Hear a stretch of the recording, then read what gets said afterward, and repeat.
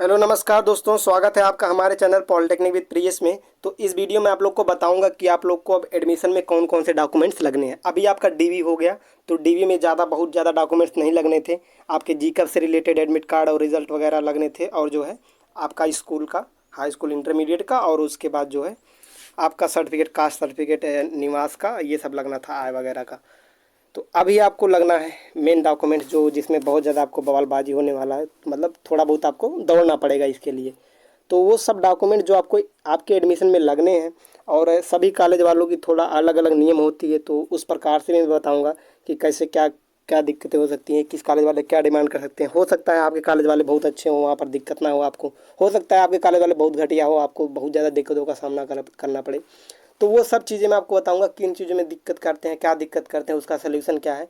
तो वो सब चीज़ें मैं इस वीडियो में एकदम बढ़िया से बताऊंगा। आप वीडियो में अंत तक बने रहिए, सब कुछ जानेंगे। इसके बाद कोई वीडियो देखने की आपको ज़रूरत नहीं पड़ेगी, ठीक है। तो ये देखिए, ये कॉलेज की ही स्लिप चिपकी रहती है कि आपको एडमिशन में कौन कौन से डॉक्यूमेंट्स लगाने हैं। तो ये मेरे ज़िले का कॉलेज, राजकीय पॉलिटेक्निक बैजपुर बीटी अम्बेडकर नगर, ये कॉलेज है। मैं गया था पिछली बार, खींच के लाया था, तो पिछली बार का है ये। तो इसमें देखिए, सबसे पहले लिखा गया है प्रवेश आवेदन पत्र, ठीक है। प्रवेश आवेदन पत्र मतलब जो आप वो किए थे, ऑनलाइन किए थे जीकअप का, वो वाला, ठीक है। आपका प्रोफाइल जो अभी आप अपना जीकअप लॉगिन करेंगे, तो आपका प्रोफाइल जो होता है डाउनलोड आप कर सकते हैं। आप अपना जीकअप में लॉगिन करने के बाद आप अपना प्रोफाइल डाउनलोड कर सकते हैं। आपके प्रोफाइल में आप जो है, आप जितना पेमेंट कर देंगे फीस वगैरह का, फीस का डिटेल भी रहेगा, सब कुछ रहेगा। जो आप कैसे आप ऑनलाइन कराने गए थे जी का, मतलब जी का जब ऑनलाइन कराए थे, तो अपना आपका ना ऑनलाइन कराने के बाद प्रोफाइल डाउनलोड होता है। तो वही चीज़ आप बोल रहा है, प्रवेश आवेदन पत्र जो आपका ऑनलाइन भरे थे फॉर्म, वो वाला चीज़ मांग रहा है, ठीक है। हालांकि सब कॉलेज वाले ये नहीं मांगेंगे, आपका एडमिट कार्ड वगैरह मांग के हो जाएगा, ठीक है।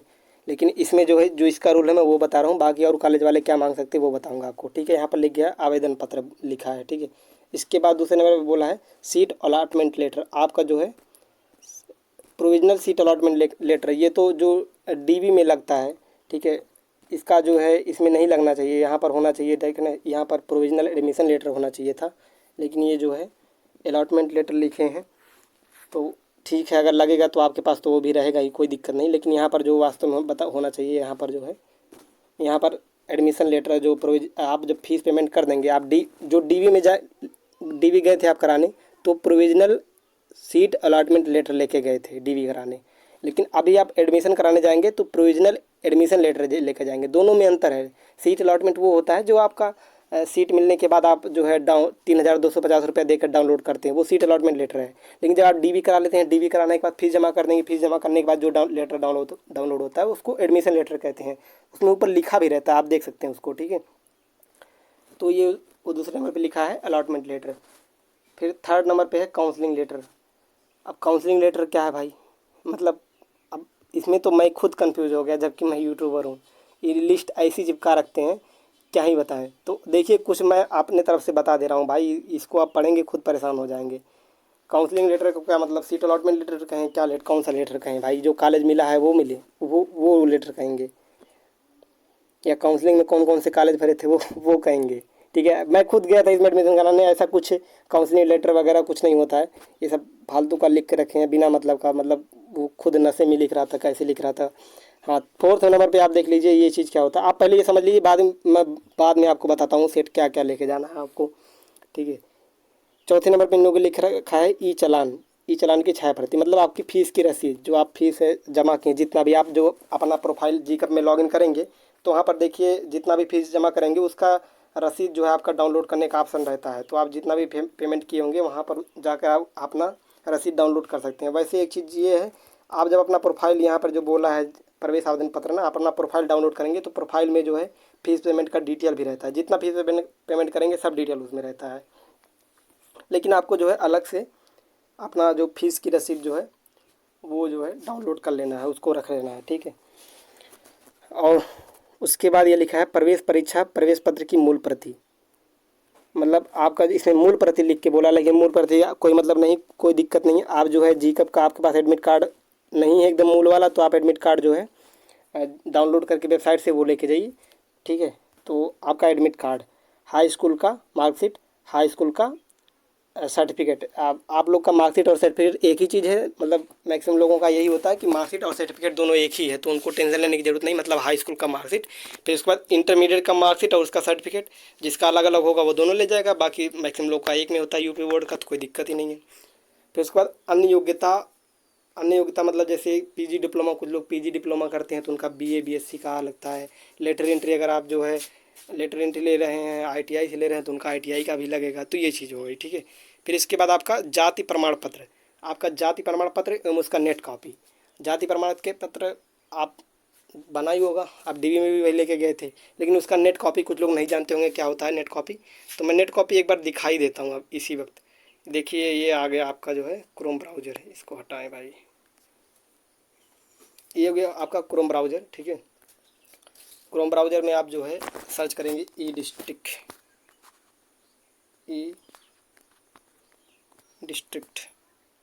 ये आपका ई डिस्ट्रिक्ट का वेबसाइट है। यहाँ से आ जाती निवास आपका ऑनलाइन होता है, यहीं से बनता है आ जाती निवास, ठीक है। तो यहाँ से आप जो है अपना वेरिफिकेशन, नेट वेरिफिकेशन डाउनलोड कर सकते हैं। ये वेबसाइट खुल जाए अच्छे से तो मैं दिखाता हूँ।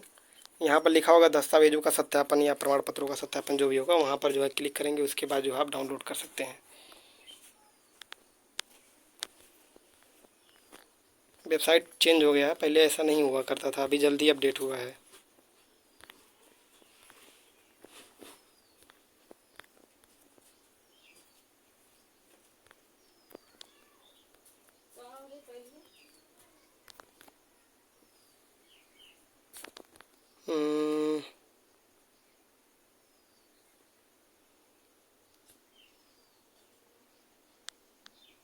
आ गया यहाँ पर, ठीक है। अब जाकर आया, नेट में मेरा दिक्कत था।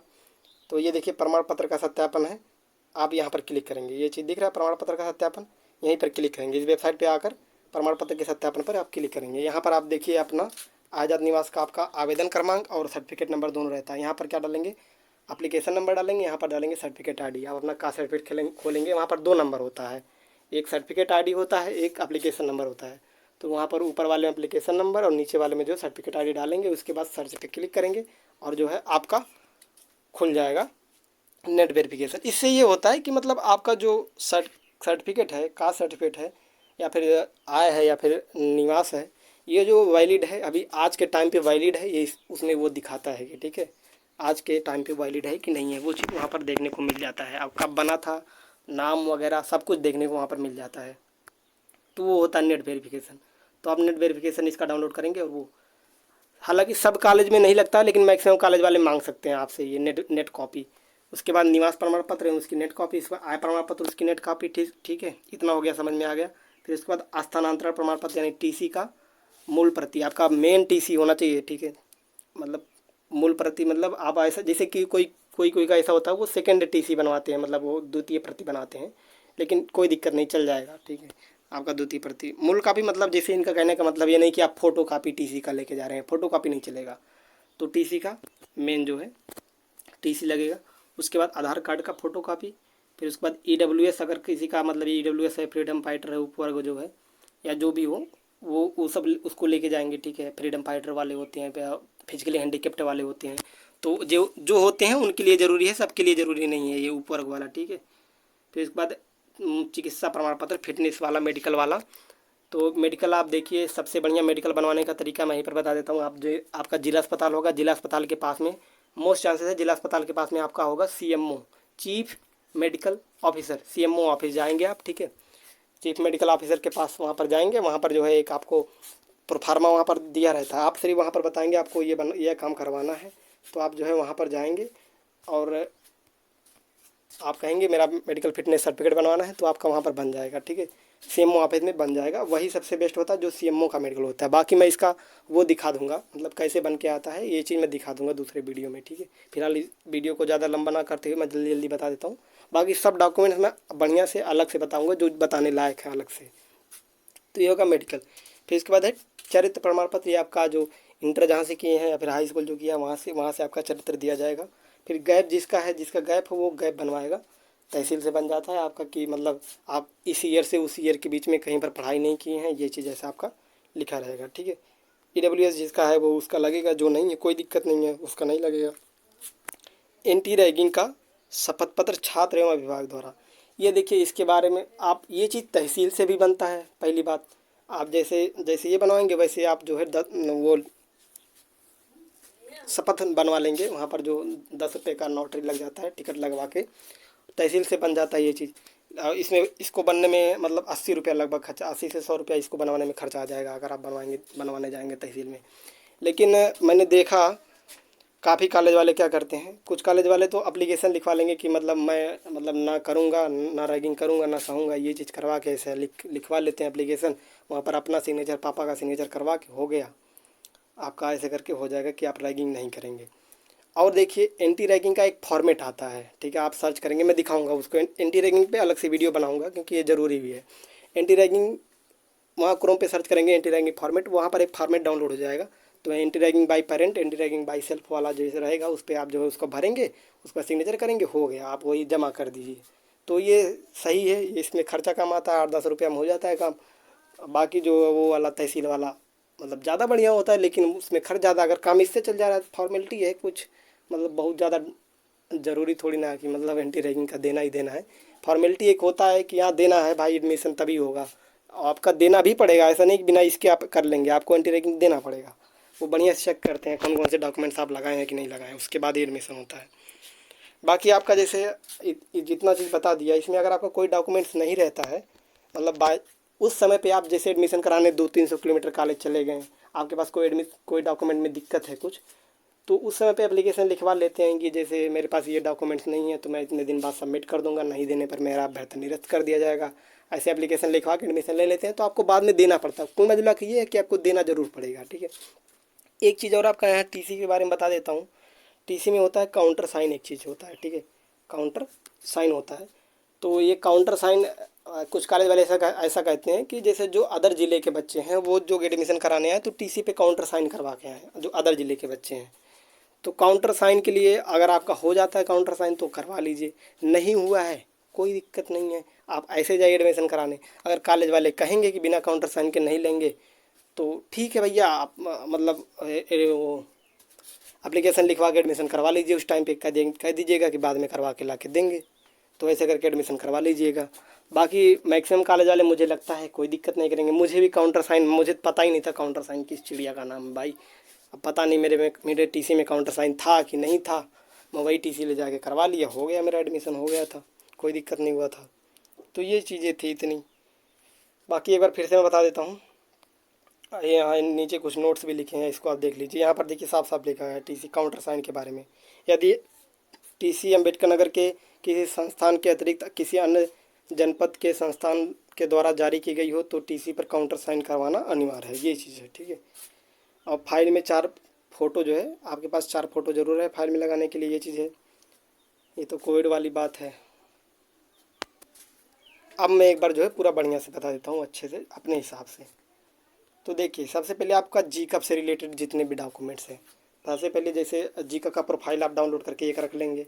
लेते हैं ना लेते हैं वो अलग बात है, किसी कॉलेज वाले मांग लेंगे तो आपको दोबारा दौड़ के जाना पड़ेगा, फिर उसके बाद दोबारा आकर लाइन लगाना पड़ेगा।